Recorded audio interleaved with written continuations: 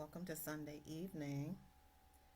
As you all are here, drop me some comments so I can see where you are. It takes a second for the comments to pop up where I can see them. Hi, my husband.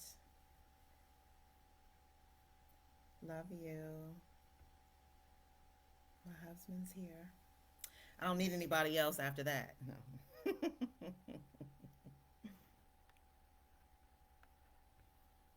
If y'all would, as you come in, drop me a comment. I would play some music as people are coming in, but Facebook gets real. Okay, so turn my volume up. Facebook gets real funny about music. Hi, Teresa. Is that better, babe? Can you hear me better?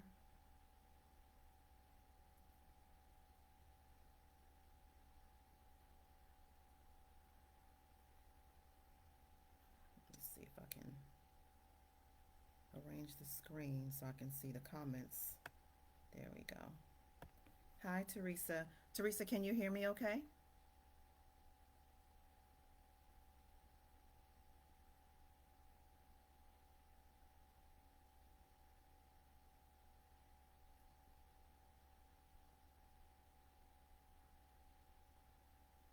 Okay, awesome. Awesome, awesome. Perfect. Perfect. I'm just going to give a couple of minutes um, and then I'm going to get started so we're not here for too long. Thank you, Teresa. I appreciate it. I appreciate it. Hope everybody had a good day. How's football going, babe?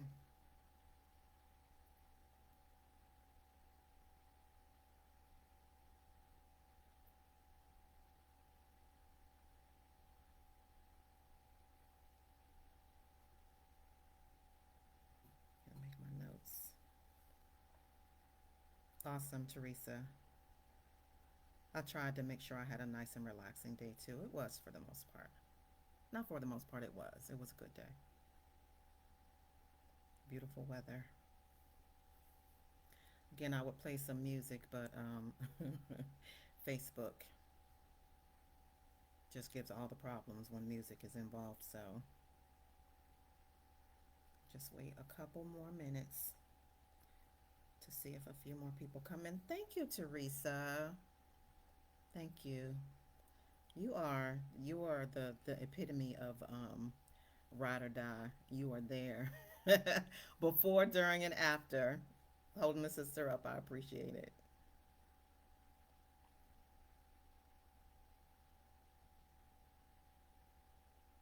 So I'm gonna get started in just a couple of them. I'm gonna give it to 7:05, and then I'm gonna start. Whoever comes in, because the replay will be available. Yes, babe. I wish I was with them too. I wish I was with them too. But it's awesome that you were, and I'm so glad.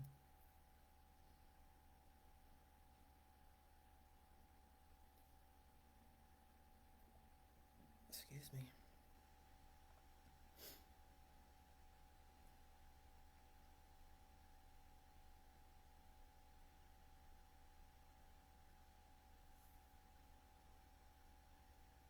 Just a little bit patient, because I'm gonna start in a second.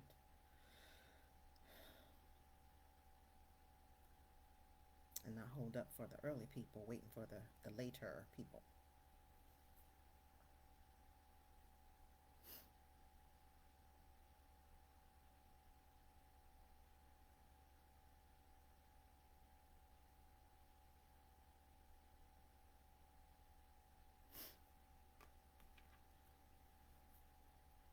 While we wait, I'm gonna get a picture for the socials. I'll do that.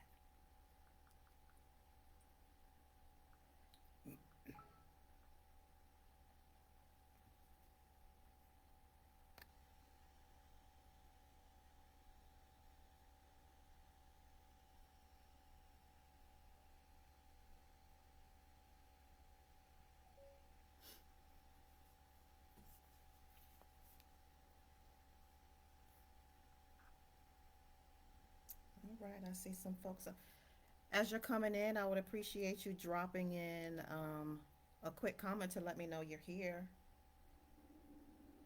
I would certainly appreciate it.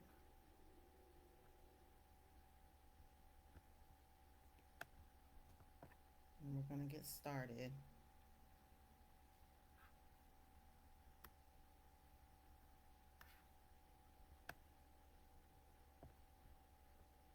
Hi, Crystal. How are you?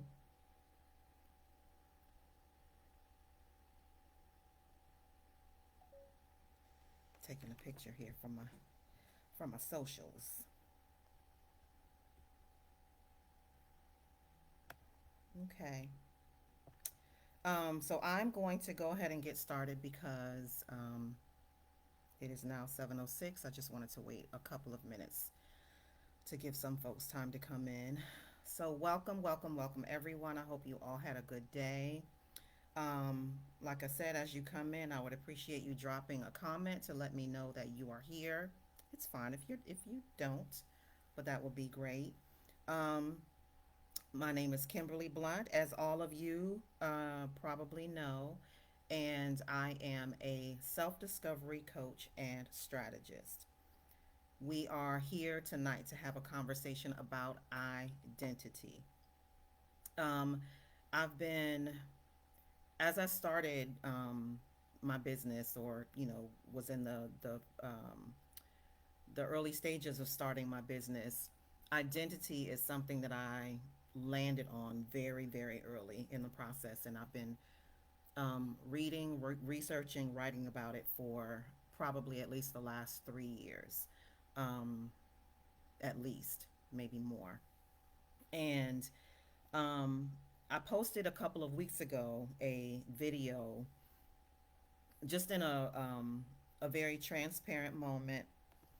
Hi, Mom. Thank you for being here. I posted a very transparent video, just having a hi, Nikisha. Thank you for being here. I appreciate you.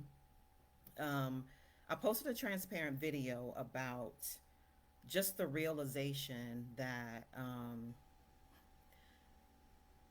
the world, in large part, is so far removed and so disconnected from really the source of who and what should define us.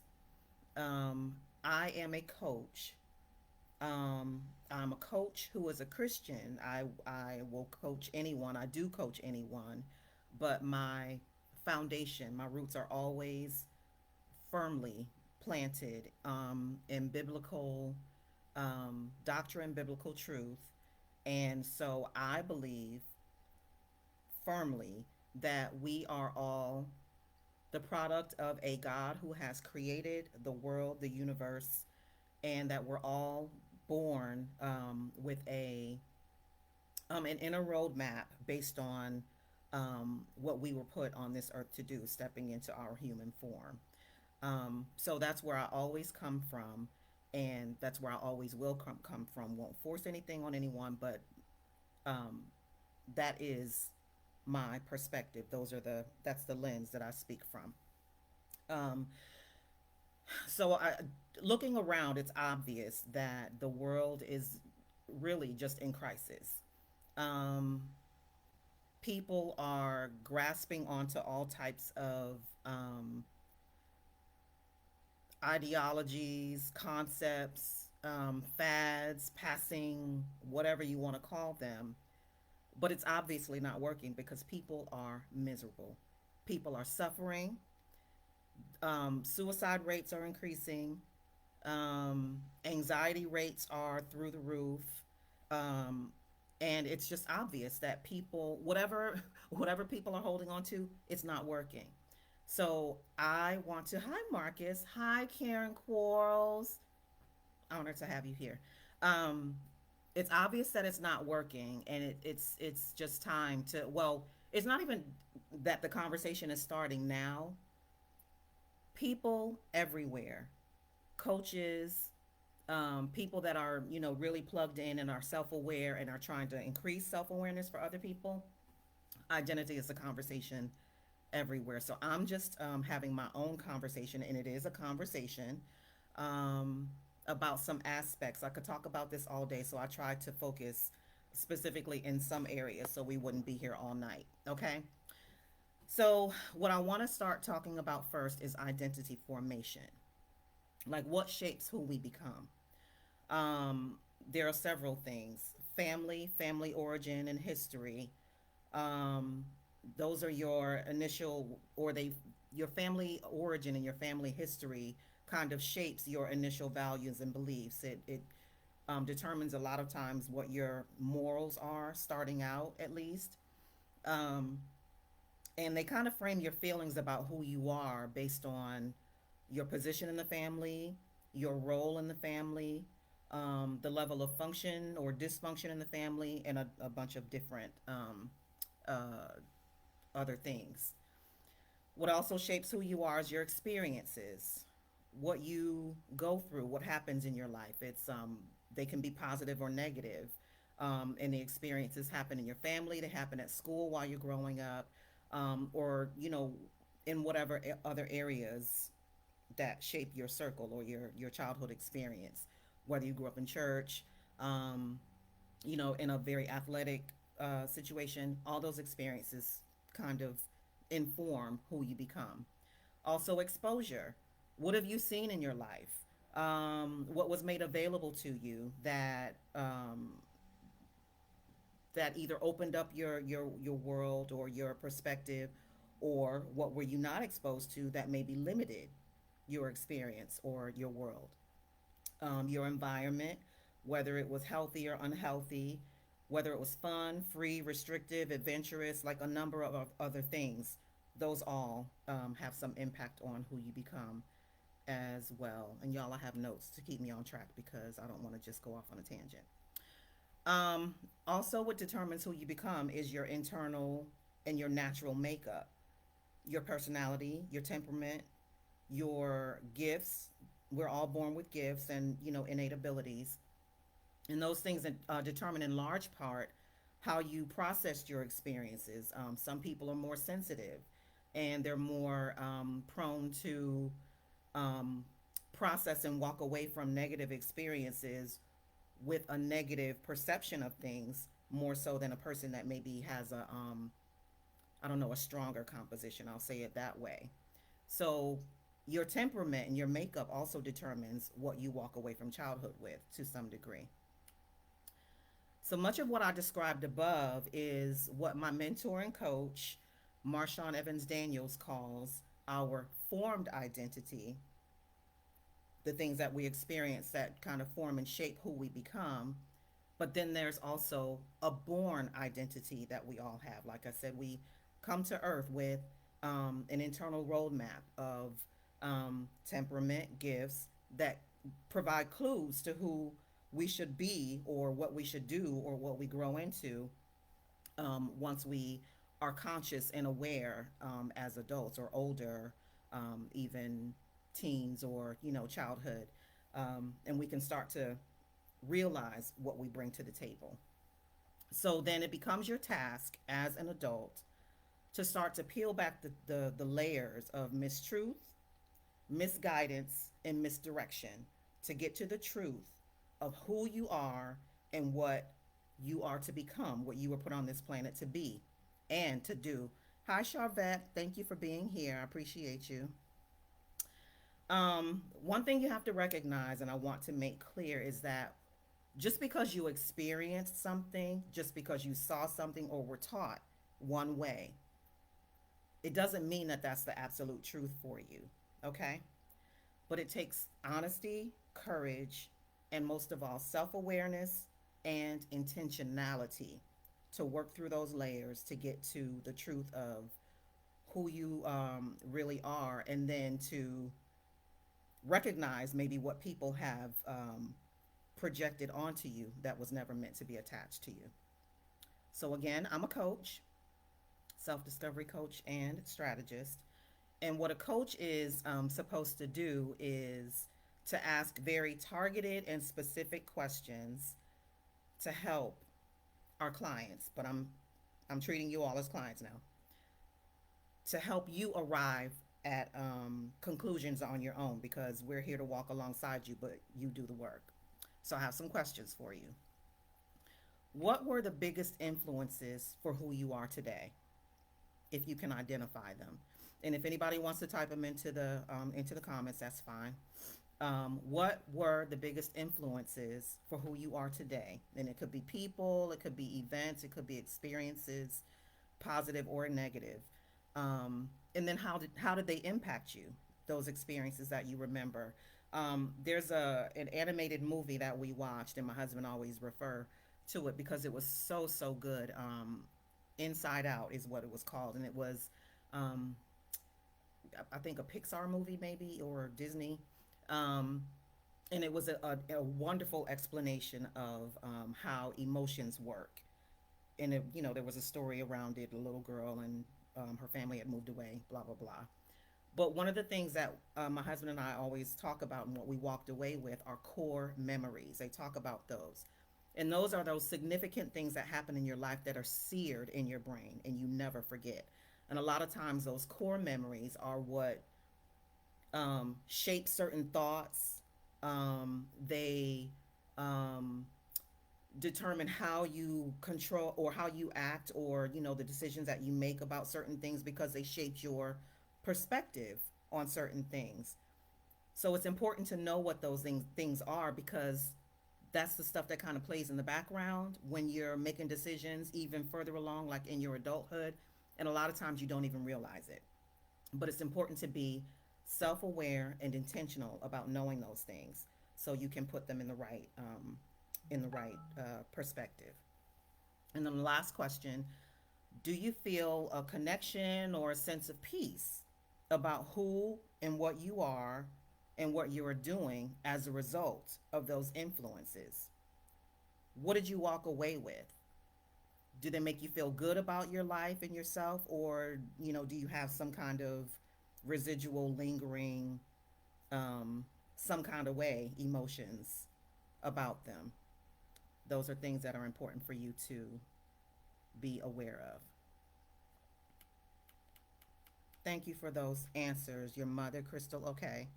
Um, she was the strongest influence, I'm taking it to understand. Family, environment, church, going to yep, all of those things, Luana. And hi, how are you? Nikisha, yep, faith, mom, church, neighborhood, and college, all of those things are huge in the life experience.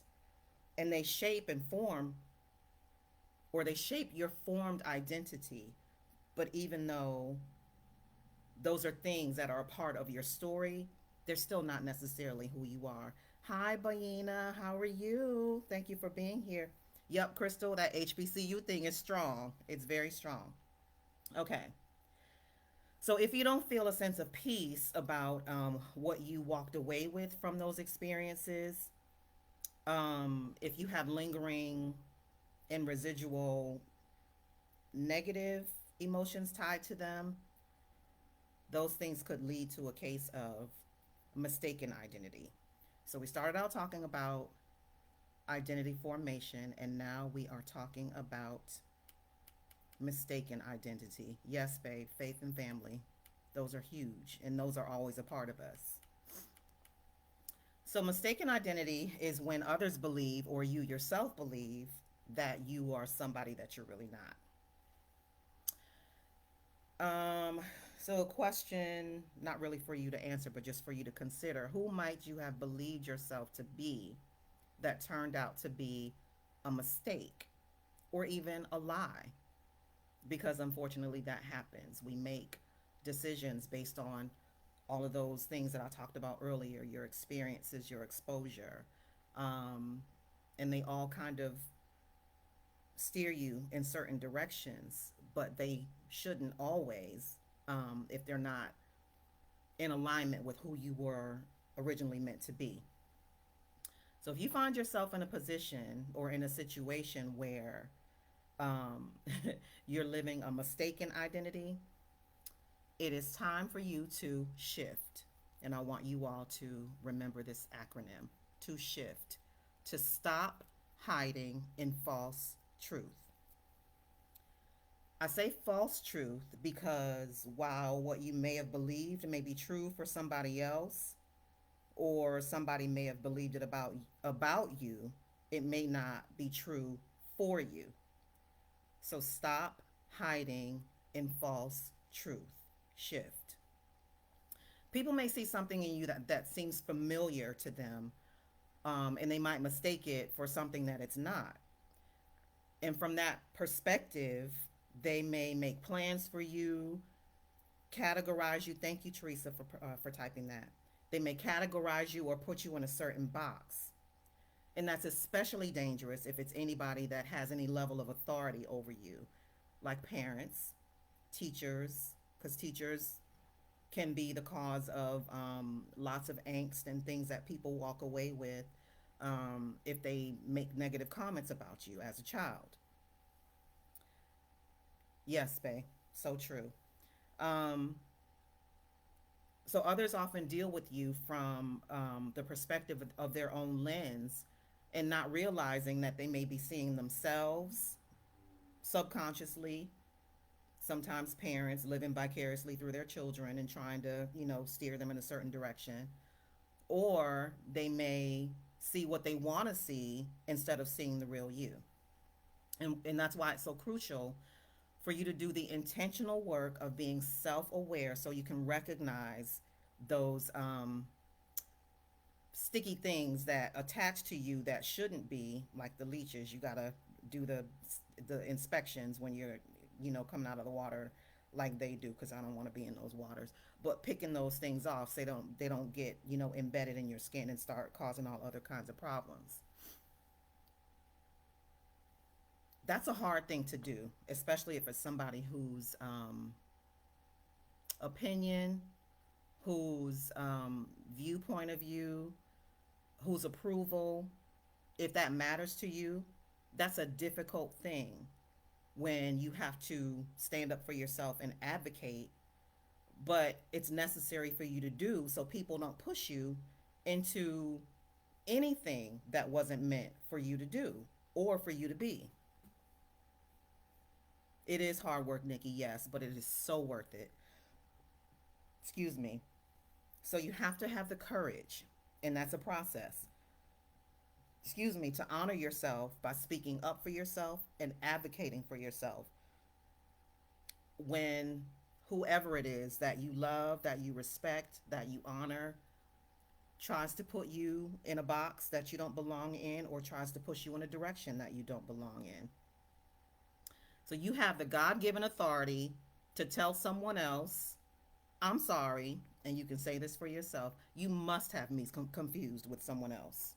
Because we're talking about mistaken identity.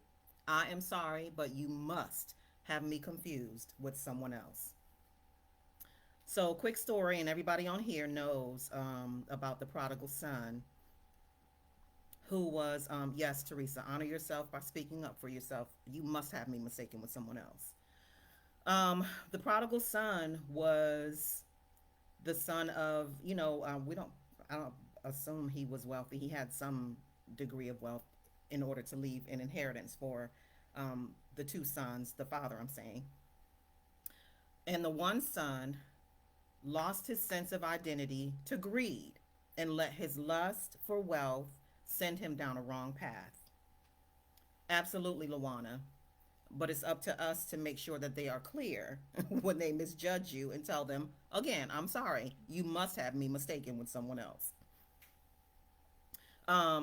So the son of the prodigal son let greed, dictate the path that he took, and he let who he thought he was or who he thought he wanted to be dictate his decisions, and he ended up broke, homeless, and in a literal pigsty. For a while, he mistook himself for somebody else whose life that may have been, but that's not how he had to live.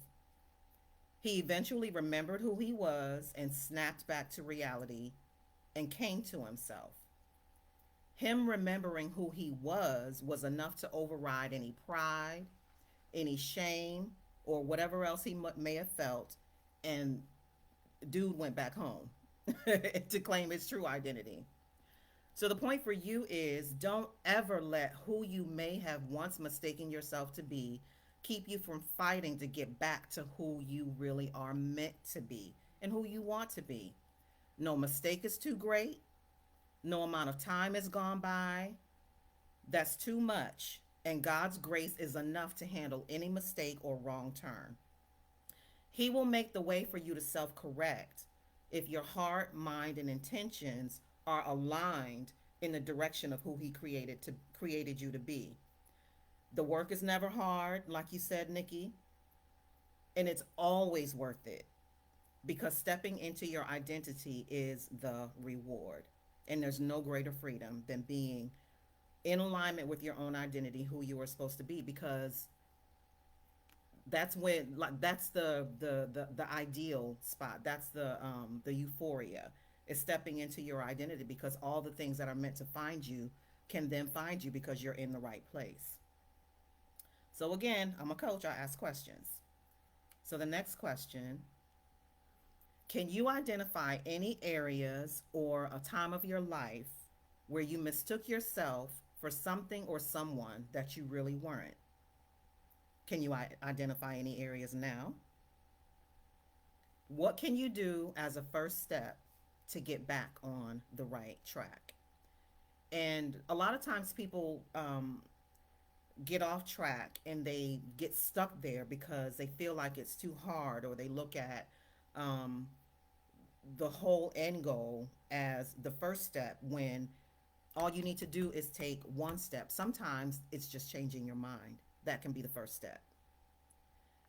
And I promise you, once you change your mind, once you intend to be on the right path, God's grace is sufficient and it's enough to get you moving to where you want to be. He will send the right people, He will put you in the right environments, He will start to change your circumstances. You just have to make sure that you're in the right position in order for the things to find you that are supposed to find you. All the things that need to find you can. Yes, Teresa, absolutely. First step. Yes, Shawnee, change your mind. What time is it, ma'am? Are you on Europe time and up? Yes, Margaret, change your perspective. That can be the first step. It doesn't have to be, you don't have to figure everything out all at once. All you have to do is change your mind, make a turn, and then everything else will follow. Because if you linger too long in mistaken identity, that's going to lead to identity crisis. Oh, it's not too bad, 12:30. Okay. I appreciate you being here, beautiful. All right. So now we're talking about identity crisis. Identity crisis is when your environment or other external factors have defined you instead of you defining them, and you come to that realization. It's the conflict that happens when your true identity starts to collide with your mistaken identity or your formed identity, and your true identity starts to find or fight its way out. So, a couple of definitions. The definition of crisis: a crisis is a time when a difficult or important decision must be made. So, to put it in the context of identity, it's a time when a difficult or important decision must be made about who you are or who you want to be. Synonyms of crisis: catastrophe, calamity, emergency, predicament. In other words, a situation, a whole situation. Another definition is the turning point of a disease when an important change takes place, either indicating recovery or death. Drastic. One thing or another. It's either a turning point when you're out of here or when you get on the path to recovery. In disease, if you break the word down, is dis-ease. Dis-ease, if you take it in parts, dis means not, ease, you're just uneasy. You're not easy. There's nothing easy about being in identity crisis. Synonyms for for this definition are critical point, turning point, crossroads, sorry, and critical period. I don't think anything more needs to be said about those, but it's time when your identity in identity crisis, or if you're in identity crisis, to make a turning point. You're at a crossroads, or you're in a critical period that's either going to go one way or the other, and that's when it's time for you to decide. So there are three types of crisis, because I research stuff, y'all. They call them creeping, slow burn, and sudden. So it can either you can either start to see signs of discomfort, start to feel certain ways about your situation, and you can either ignore it or you can do something about it. The slow burn is when you get some advanced warnings. It becomes a little bit clear that something's not right, and you still have a chance to make a change before actual damage takes place. But then there's that sudden, which really isn't sudden because you've had the first two happen before then, but something bad happens, the damage occurs, and it gets worse the longer it goes unaddressed, and that's when the work is harder. So identity crisis can manifest in different ways and to varying degrees. There can be discomfort, frustration, sadness, depression, which are all internal signs that, if unaddressed, can lead to external and more drastic signs, like you hear about the people who suddenly quit their jobs or walk away from relationships all of a sudden, or drastically alter their appearance. You ever see the women who might be going through, some kind of thing, and they like cut all their hair off, or men go and buy expensive cars? That's the TV stuff that they do. We don't, that's not all the time the reality of people, but they do something drastic out of a feeling of crisis. How it plays out is as different as the people that could be going through it. It just is completely dependent on the person that's experiencing the crisis. But what you need to know is that experiencing the feelings of discomfort, frustration, or whatever it is that you feel in itself is not a bad thing. I went through conflict resolution training. What I learned about conflict is that it can be a good thing because it pops up to let you know that something is wrong and something needs to be addressed. So these feelings that you may feel of being out of place, feeling out of alignment, whatever the case may be, are just indicators that something needs to change.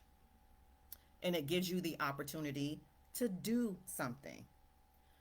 But ignoring the feelings for a prolonged period of time and then acting out because you can't manage the emotions anymore, that's where the problems come in. It's all in how you handle it. Exactly, Margaret. And being honest about it. You can't stuff the feelings, you know, ignore them or act like they're not existing. You have to be honest about it in order to be able to do something about it. So it's the time when you need to go inward to figure out why you're feeling the way that you feel. What or who is the cause of you feeling the discomfort, and how you can address it. And so often when people are in identity crisis, they point the finger. The people around them are the ones that get that feel the brunt of it, and they blame and say that you made me, or I feel this way because of you. Half the time, again, to go back to my acronym from above, it's time to shift. Stop hiding in false truth. Have the courage to admit that the source of the problem could very well be you and the decisions that you made. Even if you had someone, in authority, or you did something because you wanted to please another person, or you wanted to meet a certain expectation, it was still you that made the choice. So you are the one that has to take the responsibility, own up to it, and then do what you need to do to make the change. So the question in this segment is, and for y'all that might not have seen it before, I am, yes, Natalie, stop hiding in false truth. It's time to shift. I'm a coach, so I ask questions. That's what coaches do, to help you come to a point of realization on your own, to arrive at your own truths. So the question is, are you experiencing feelings of crisis in any areas of your life right now?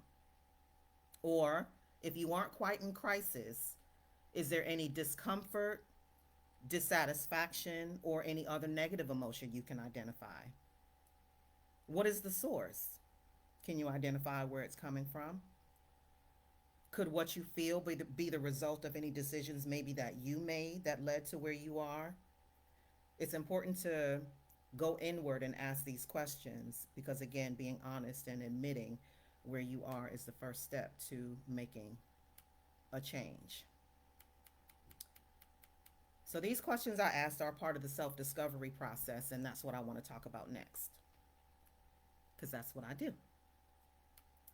The self discovery process is when you intentionally increase your self awareness and explore what's real or unreal and what's true and what's untrue about what you've believed about yourself.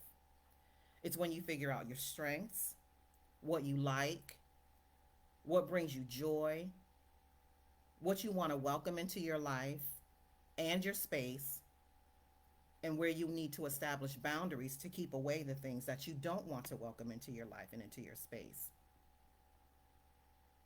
Self discovery requires action and exploration. It's like trying on different shoes until you find the ones that fit, and not just fit, but feel good.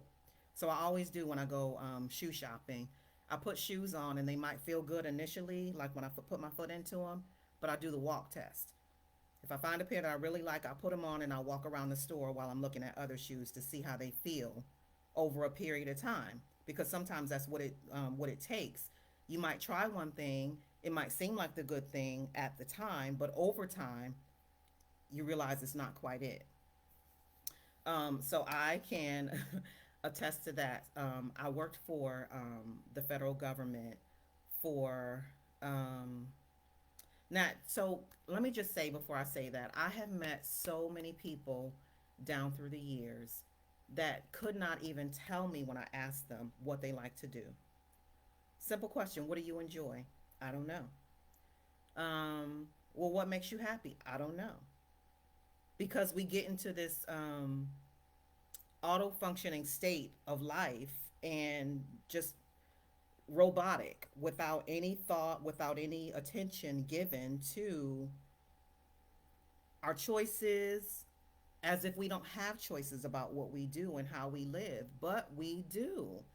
So it's important to do that self discovery so you can know at a base level what it's going to take to bring you some sense of joy. Just going with the flow, Teresa. So back to me, I worked in the federal government for God, almost well over yeah, about 25 years as an actual federal employee. Still attached to the government afterward as a contractor and working in different capacities. But I went through that whole time, like literally the whole time, pretty much unhappy, unfulfilled, um, without a sense of direction. I did it because it was the opportunity that was in front of me when I was, decided when I was still in college that I was going to live full time down in the DC area. I had to have a way to take care of myself. So a friend was going to take the civil service exam, which was offered back then if you wanted to work for the government. And so, I went through the process and into the government. I went. Had awesome experiences, got to travel, got to live overseas, but still there was that unfulfilled part of me that wasn't being honored and wasn't being recognized in the work that I was doing. And because especially the type of work that it was more consuming than just regular day job where you go and you leave at the end of the day and you don't have to worry about it again until the next day. It was a little different situation, a little bit of a different situation than that. So I really just felt unfulfilled. I'm more of a creative person, and I wasn't able to really express that part of myself in my work. And I just was unhappy when it came to that, because for all of us, work is a big part of our lives because we spend so many hours doing it, right? Yes, Crystal, and I think we probably talked about it over the years. um, but the one thing that I can say was consistent throughout those years, over 30 years now, has been the people. It was like I had a magnet and I would attract people to me without even trying to. The last job that I had before, well, shortly before we moved away, I promise you, my goal was to be in the office, to be in my corner, to get my work done, be quiet, interact with people as little as possible because I didn't necessarily have to, do team things. It was my work. I would just sit in my corner and that's where I stayed. People would come find me. They would pull up chairs. Can I sit? Can I talk to you about something? Like I had a sign on my back. And it was really as if other people could see my gifts before I was able to see them myself, which is crazy.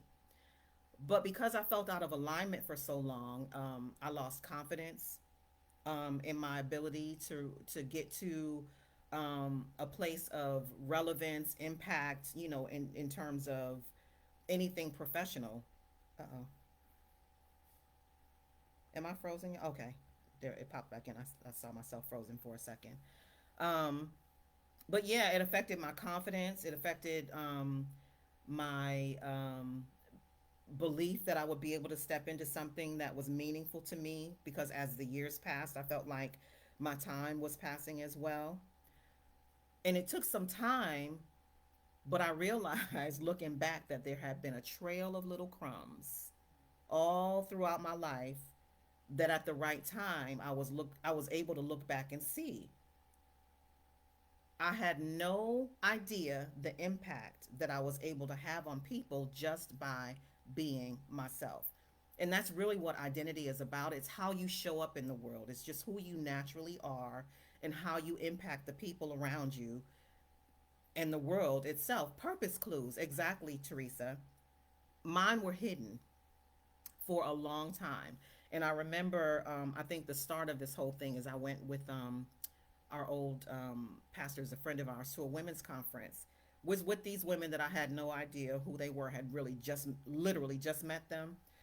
Um, and at the conference, this one of the speakers talked about, excuse me, the difference between being planted and being buried. And that was the first time I had ever heard it. And the way she broke that thing down, y'all, I sobbed. I sobbed the whole time with these women that I didn't even know, and with our friend who was the pastor who had invited me to go with her.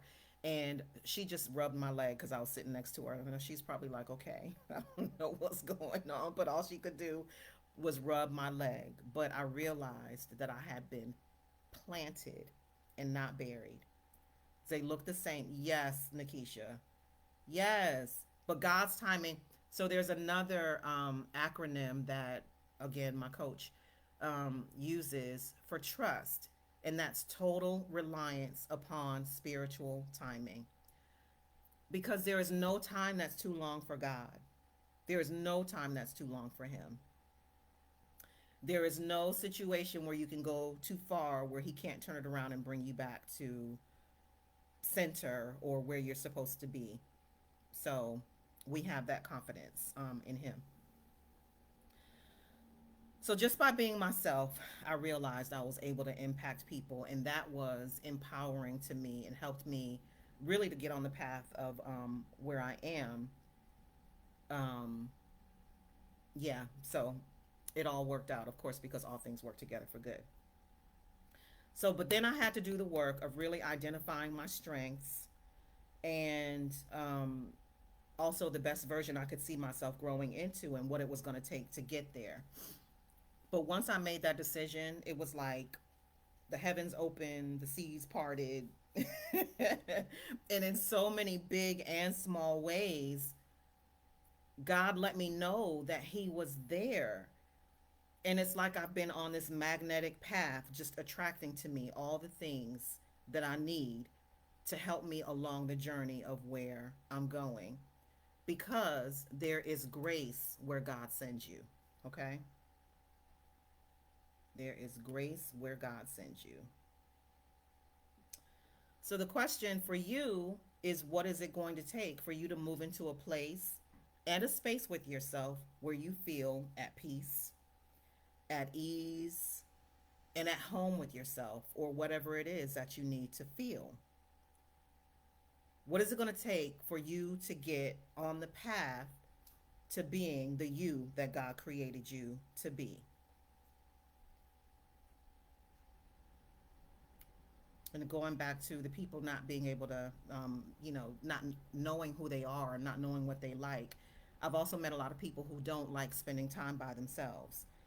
They'll talk to people, they'll just be out and about, running around, being busy, or not busy in a bad way, but just doing things so they don't have to be by themselves, don't have to hear their own thoughts, don't have to, just deal with the the being with themselves. But how do you know yourself, or how do you get to know anyone if you don't spend time with them? It's the same thing. If you are in relationship, you have to spend time with the person in order to get to know them. So you have to be in relationship with yourself in order to get to know yourself, and you got to spend time with yourself. Explore, go do things, go try stuff out, see how you feel about it, right? But the problem is, for a number of reasons, we tend to go into situations looking for them to define us or to find our sense of identity, when the reverse should happen. We should bring who we are into any situation that we step into. Being a mother doesn't define you. Who you are as a person defines who and how you are as a mother. Being a store clerk, insert any number of things in that blank. Who you are as that person is defined by who you are as a person. That doesn't define you. And that's another reason why people get to, professional athletes. They spend their whole lives like, I've got to get to the Olympics, and I've got to, but then they become Simone Biles. She was one of them. Michael Phelps was another one. Or what happens is, they reach the pinnacle of their athletic careers. They win all the awards, and when they age out of it, and it's time to step out of that life and into normal life, they can't handle it, because they've let the applause, the cheers, the awards, being on that platform define them, and that's where they find their significance. But that's not who they are.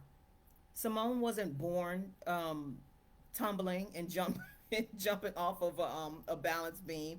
That's what she worked to become. She had the natural abilities to do it, but that's not who she was born to be. That's what she ended up doing. The same for Michael Phelps, the same for any other athlete, or anyone that's done anything of significance that you can speak of. Right, babe. Right. Tom Brady too. Yes, Teresa, which is why he can't leave the field, and he's about to give up his whole family for football. Don't get me started on that. Um, so you have to recognize that any assignment or role that you take on does not define you. That's not who you are. It's what you do. It's an assignment. You take into those assignments all of who you are, and then define how you walk out that assignment. Okay. So back to definitions. I like to do definitions. The word identity comes from the Latin idem or idem, which means the same. And it's the definition says, generally speaking, the traits that make up a person's identity are what identifies them as remaining the same under different circumstances. Y'all, the dictionary has spoken a word. The same under different circumstances. So regardless of where you move, you can move in and out of assignments, but one thing that stays the same is you. You take you in and out of different assignments. They don't define who you are. So when your children go away to school, Your life doesn't fall apart because you are still who you are, even though your children are not in your household and you're not mothering or parenting, hands on every day anymore. um, if you get laid off from a job, if you realize that there's still a you that's you, you can take that into whatever other situation without falling apart and feeling like your life is over. Or if somebody walks away, let them take themselves away, but don't take you. You are the same regardless of what the situation is, right? So, for the purposes of this discussion, self discovery is about discovering who you are and why you are who you are. Why do you do the things that you do? What were your motives for pursuing or desiring the things that you've wanted? Because that's another thing.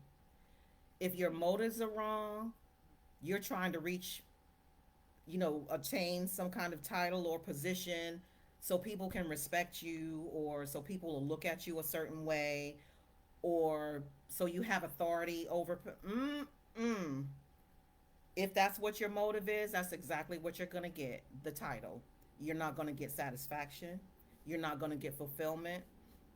There's going to come a time when whatever those feelings of a high that you feel initially, they're going to go away and you're going to be faced with yourself in the mirror with that title that really you didn't want. You just wanted what came with it. And now what are you going to do? So, what were your motives for pursuing or desiring the things that you wanted? Was it because they genuinely reflect who you are? Or could you have been perhaps been trying to be like someone else? Or get what he, she, or they had, whoever they are? Why did you want or need the title or the job or the car or the house or whatever it is? Was it to fill a void or make you feel important or good about yourself? Those things were never meant to fill you that way, ever. Was what you have done or who you have become a result of trying to please someone else or meet another person's expectations or gain their approval? Again, wrong motive. Your motives have to be pure, yes, Margaret, and they have to be aligned with who you were created to be. And there are, thank you, Teresa, for using the term purpose clues that point us to who we're supposed to be and how we're supposed to show up in the world to impact the people that we're meant to impact. So these may be some hard questions, but they're necessary. They're necessary to get to getting to the truth of who we are, especially if you're feeling like you're in any type of crisis. So the more disconnect you can identify, the easier it'll be to close the gap between who you are or where you are and who you are created to be. Cynthia, I needed it about 40 years ago myself, which is why I'm doing the work now. Because again, seeing what's going on around us, there's so many things that people are just coming up with that they're grasping onto to try to define themselves or saying that this is their identity, but it's all false stuff. It's not rooted in anything real. It's just ideas that people are coming up with as we go along, and people are still miserable and they're suffering. So this is my attempt to do my little part to try to help, in any area or any way possible for those who allow me to help. Okay. So, as growing and thriving individuals, we should have goals that keep us reaching and moving forward because God created us in His image and likeness, and like things keep moving. We don't stop. We don't arrive ever at some area and that's we've reached the pinnacle. No, there's always another level, there's always more, there's always higher. So the goals we set, of course, determine our direction, so they should be reflective of the plan that God has had for us when it was our turn to step up in spirit form to take on human form. I believe we're all born with an inner roadmap, those purpose clues, those things that um, hint to right paths for us. So what would be um, uh, a aligned with who we are, who we're meant to be as individuals. And you have to separate yourself. I need to say that. You need to separate yourself from people sometimes in order to be able to see it and to determine it for yourself. Um, so again, back to my mentor and coach, she calls it a spiritual GPS system, a God positioning system that should guide the course of our lives. And any goals that we set should reflect that. So I like to use acronyms. We all like we've done it in church forever, but they make it easy for you to remember points, right? So I want to talk about goals. What are goals? They are God originated aspirations for your life. God originated aspirations for your life.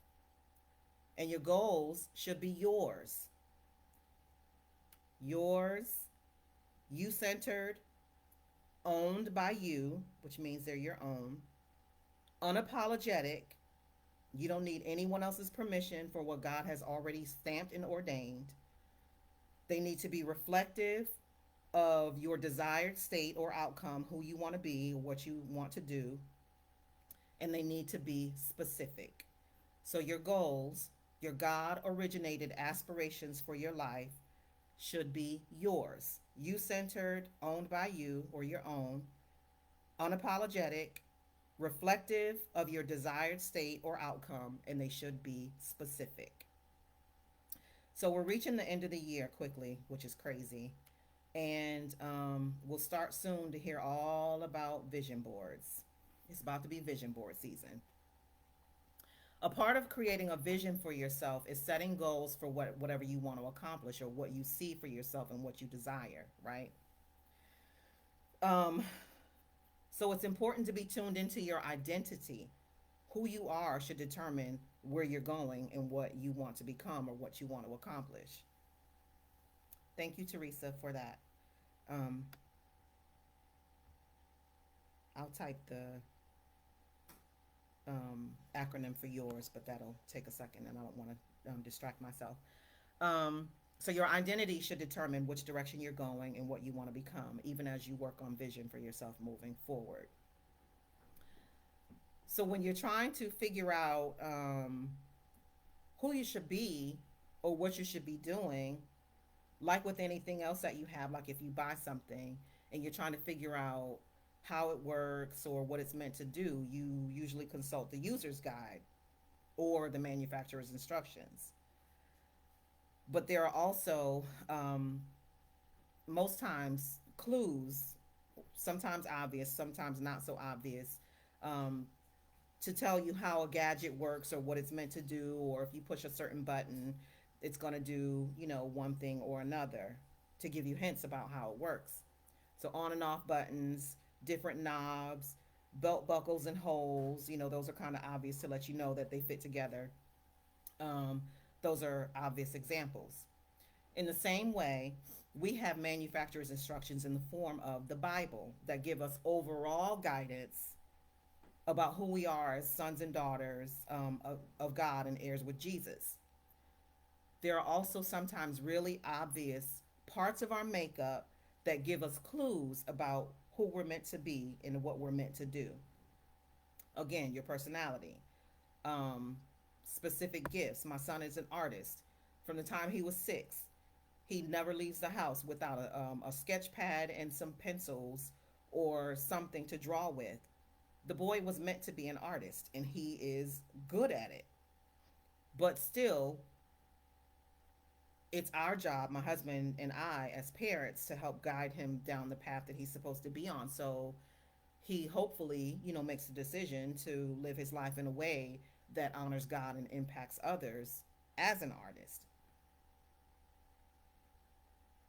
But too often, we're not in tune with our own clues to know for ourselves what those clues are and what they're pointing us to. We live on autopilot, go along with whatever flow that catches us up and, moves us along like everybody else, and we follow along like cattle, doing whatever we see everybody else do.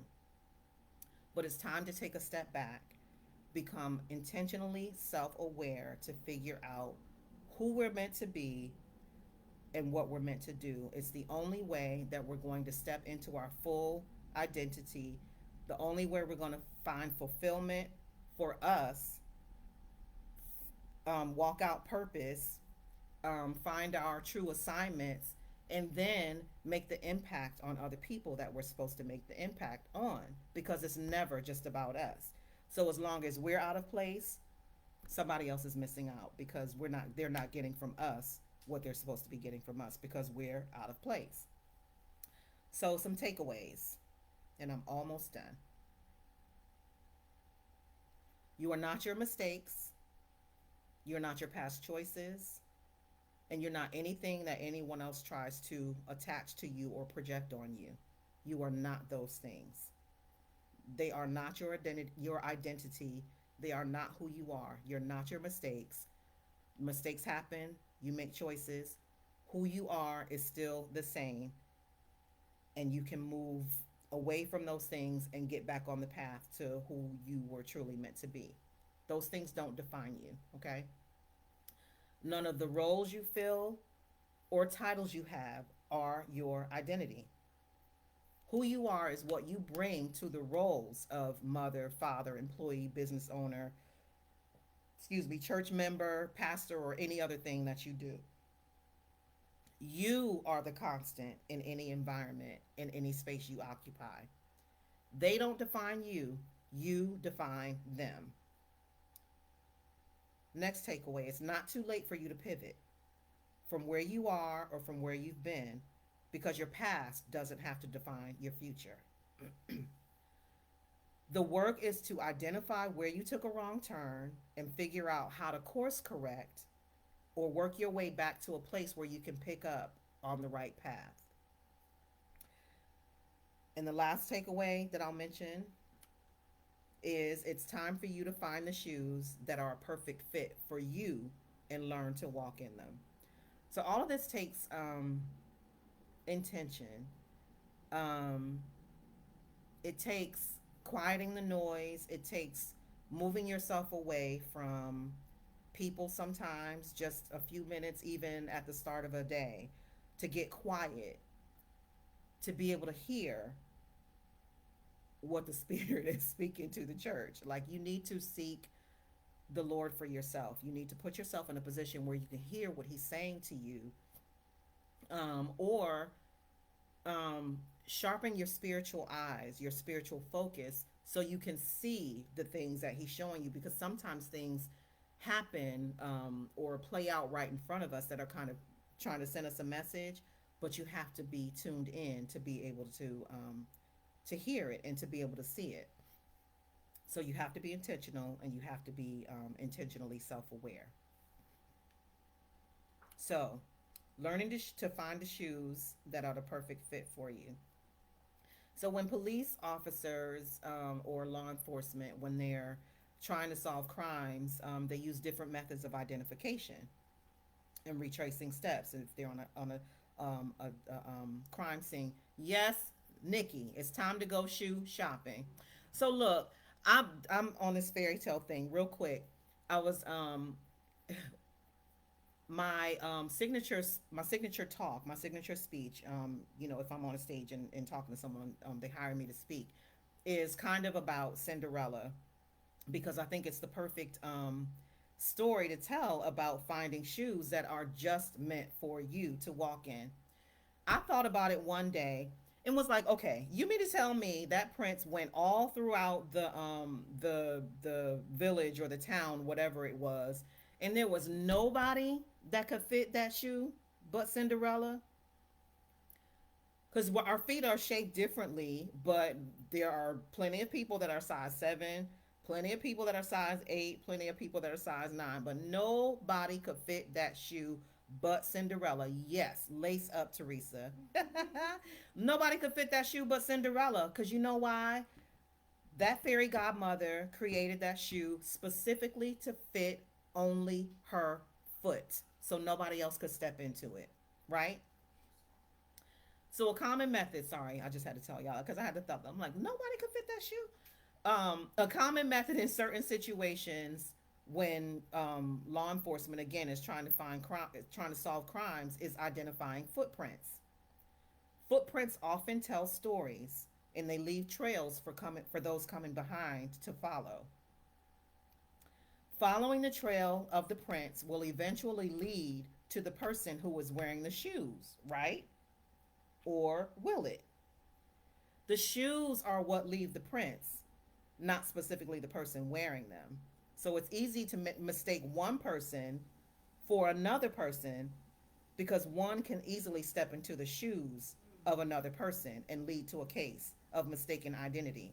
So, what I'm saying to you is that you will never be able to leave your own footprints as long as you are wearing somebody else's shoes. You can only leave your own footprints if you're walking in your own shoes. You might leave an impression, but if what others see in you isn't really original to you or can't be tied to you, what they get from you won't be about you or it won't be from you. If you're duplicating what other people are doing, if you are just a copy of what you see somebody else is doing, what people see then is not you. They see the other person. So it's important for you to know who you are, your own identity, to be able to walk and to leave the mark that you are meant to leave. So at the end of the day, if you're feeling disconnected, misaligned, or out of place, it's not all bad. That's the opportunity for you to do something, for you to own up to it. Yes, Margaret, imposter, not you. It's the opportunity for you to pay attention to those nudges that let you know it's time for you to do something different and it's time to move in a new direction. It might sound hard, it might seem hard, but so does staying somewhere that you were never meant to be.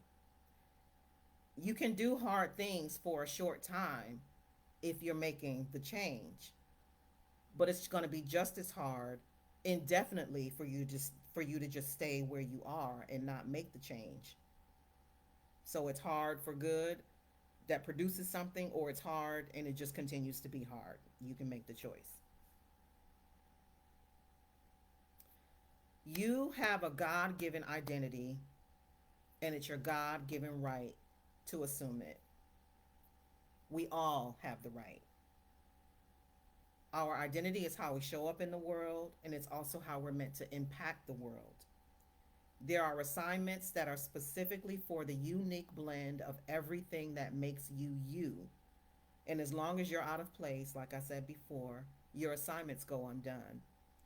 People go unchanged, they go unhelped, and all the other uns. So, what I'm inviting you to do as a part of your journey to finding you is to connect to me. As I said before, I'm a self discovery coach and strategist, and my assignment is to help you and to find your assignment. So I just wanted to have the conversation, and I appreciate everybody in your comments. And if you have any questions or anything like that, I should have said that before. If you had any specific questions or aspects of identity that you wanted to talk about, um, I should have said early on, you know, for you to put them in the comments so we could talk about them. But this is not my last time here, um, because I really believe that this is a very, very important topic. And I see people suffering. And that, because of my makeup and because of what my assignment is, it really hurts me to my core to see people suffer because that's not what I want to see. Absolutely, Crystal. I'm so glad that you were here. I appreciate you giving your time. And I'm almost done because I know it's late on a Sunday night. So I wanted to invite you all to visit my website, and that's www. I'll type it in.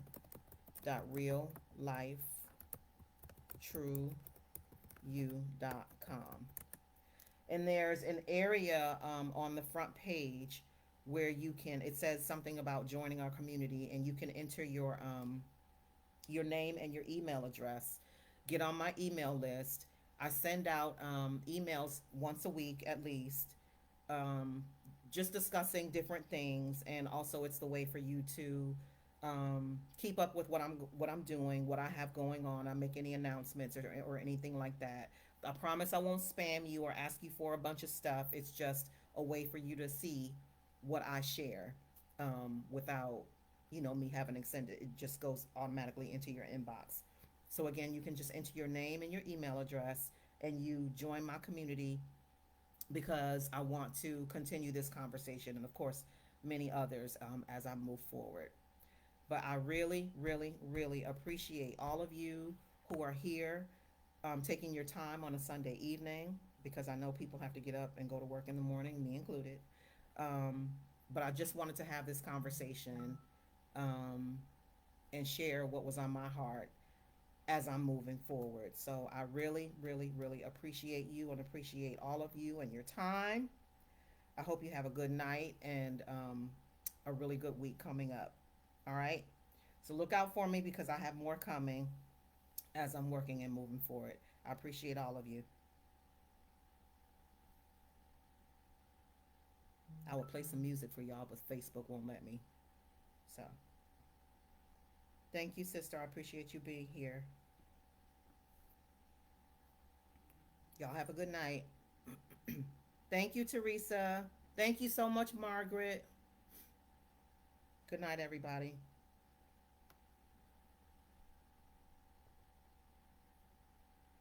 Thanks, Cynthia.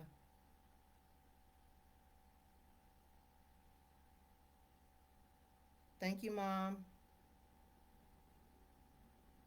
Thank you, Nikisha. I appreciate you. Thank you, babe. I appreciate you.